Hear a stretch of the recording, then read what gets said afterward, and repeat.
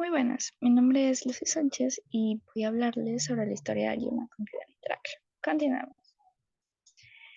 El HCI, como cualquier cosa, tiene sus inicios, por lo tanto surge la duda de ¿cómo nace?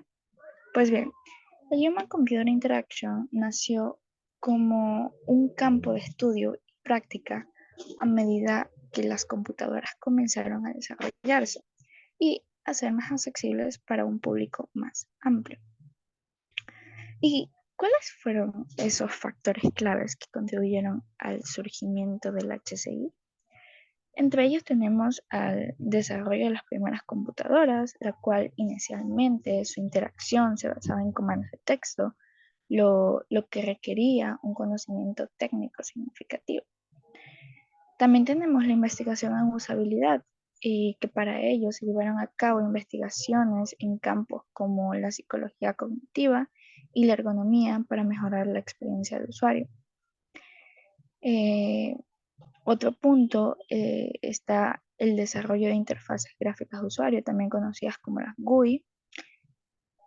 También la incorporación de enfoques interdisciplinarios, el cual integra conocimientos de diseño, psicología, ingeniería, antropología, entre otras. Esto también permitió tener un enfoque holístico en cuanto a la interacción entre humanos y computadoras.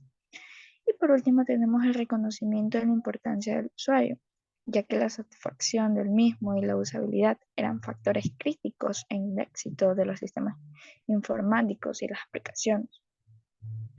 Y ustedes se preguntarán, ¿quiénes forman parte de esta evolución o en específico quiénes fueron los pioneros del HCI? Pues bien, entre los, entre los que destacan tenemos a Douglas Engelbart, el cual presentó el ratón y un sistema interactivo de ventana gráfica que sentó las bases para muchas de las interacciones de computadora que usamos hoy en día. Luego tenemos a Ivan Sutherland, el cual desarrolló el programa Sketchpad en la década de 1960, el cual fue un precursor importante para las interfaces gráficas de usuario y la interacción gráfica por computadora. También tenemos a Alan Kay, el cual trabajó en el desarrollo de sistemas de programación y computadoras personales en el Laboratorio de Investigaciones de Zero Park y popularizó el término computadora personal. También contribuyó al diseño del lenguaje de programación Smalltalk, que tenía una interfaz gráfica de usuario. También tenemos a Don Norman, el cual fue conocido por su trabajo en usabilidad y psicología cognitiva aplicada al Human Computer Interaction. También tenemos a Ben Schneiderman, el cual contribuyó en el diseño de interfaces de usuario y la interacción con sistemas informáticos. Y por último tenemos a Jacob Nielsen, eh, el cual fue un experto en usabilidad y diseños de sitios web y ha desempeñado un papel importante en cuanto a la promoción de prácticas de diseño centradas al usuario en la web. Cabe resaltar que estos son solo algunos de los individuos notables dentro de la historia del HCI, pero que el campo ha evolucionado gracias a las contribuciones de numerosos investigadores, diseñadores y profesionales a lo largo de los años. Continuemos.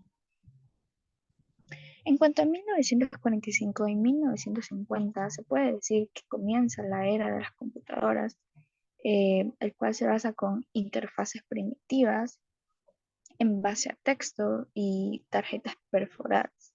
Y también en estos años se introduce la idea del hipertexto.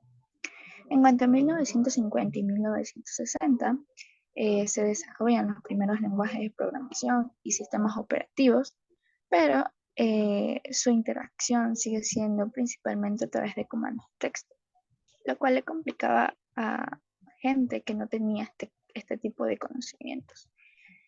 Eh, Luego nace el primer sistema de reconocimiento de voz y en 1960 en cambio se experimenta con las interfaces gráficas y los dispositivos apuntadores como lo fueron el mouse, eh, el cual fue creado en laboratorios de investigación.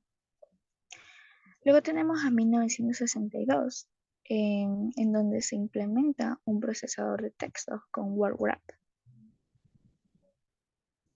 En 1963, en cambio, nace un sistema llamado Sketchpad, el cual soportaba la manipulación de objetos gráficos mediante un lápiz óptico. Y a partir de este sistema también nace el uso de lápiz y monitores de rayos catódicos. En 1965, en cambio, se desarrolla el primer mouse como sustituto económico de los lápices ópticos y se lanza al mercado la primera pantalla táctil. En cuanto a 1966 a 1968 se crea el primer portal de voz y un sistema que permitía la manipulación directa de gráficos, además de sistemas con reconocimiento de gestos. En 1970, en cambio, se difunde DARPA y se populariza el ratón o mouse como dispositivo de entrada práctico. En cuanto a 1971, en cambio, vemos que se inventa el correo electrónico y también posteriormente nacen programas de dibujo y pintura, pero en este caso usando tabletas refinanciadas. Y además surgen las pantallas táctiles resistivas. En 1974, en cambio, vemos que se crea el primer editor formateador y otros editores de texto. Y también se introduce el uso de ventanas traspasadas y además se crea un programa de ordenador para pintar llamado SuperPaint. O sea que dentro de 1971 de pasar a tabletas, pasan, de programas dirigidos a tabletas, pasan a programas dirigidos a ordenadores, siendo un gran cambio, la verdad. En 1978, en cambio, se crea la primera hoja de cálculo llamada VisiCalc.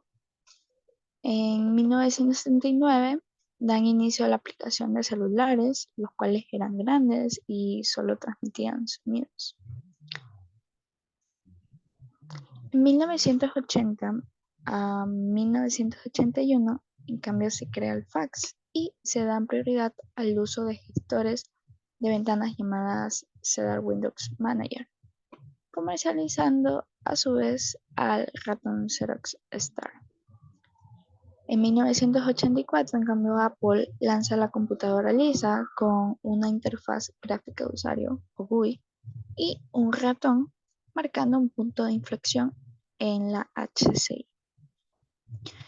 Entre 1984 y 1990, en cambio, surge la popularidad de las GUI con el lanzamiento de Windows y Macintosh, en el cual se investiga la usabilidad y la experiencia de usuario.